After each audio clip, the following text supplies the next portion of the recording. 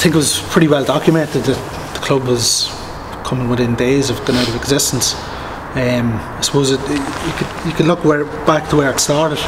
Season tickets at the start of the 2012 season were slow. Results then on the field didn't help things. I think under Sean McCaffrey the team won 3 of the first 14 games. That obviously leads to dwindling attendances. The signs then off the field weren't looking good. There was cutbacks to the staff, cutbacks of administration. The players weren't paid wages. So I think when it came to July, that's when it sort of became well known that the club was living from day to day. So I think relegation was nearly the last thing in people's minds. Was people wondering whether there would even be a club here for the following season. Just thinking the club's going to go to the wall basically.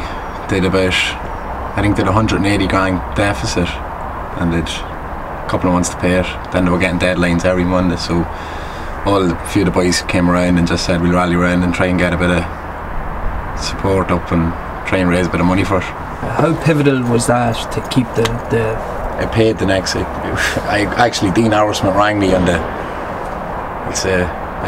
next 2 days later and asked me could he take whatever 3 grand out of it to pay the wages that week.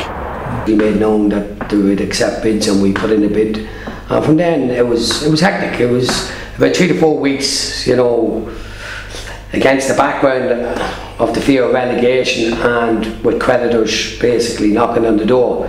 It had to be done pretty quick. And in fairness to Jerry, in the end it went pretty smoothly in the end, I think when Fastfix came in and ensured that the club would survive 2012, I think all eyes were then on staying in the Premier Division. Now that at that stage everybody knew that the club would be okay for 2013, but it was paramount then that they stayed in the Premier Division. So everybody's thankful that they won the playoff in Waterford, because I think if the club hadn't went into the first division, then even with the new owners it would have been very difficult to sort of get it back up.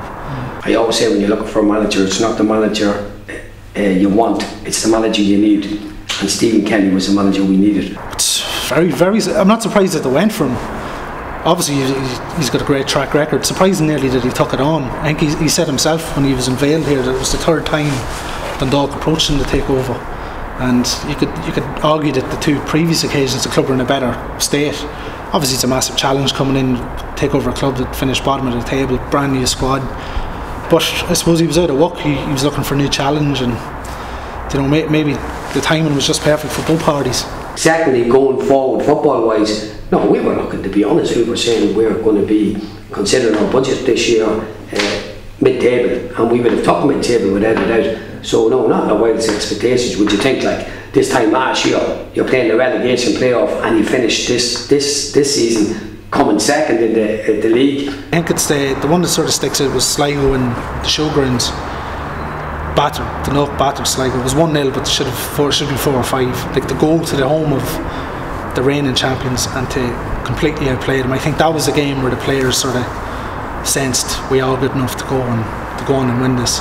To me personally, obviously the financial side, I'm keen to make sure that's right, and we got that right. We've still a long way to go there, but I think the most important thing that this football club has achieved this year is it's repositions itself back with the community of Dundalk.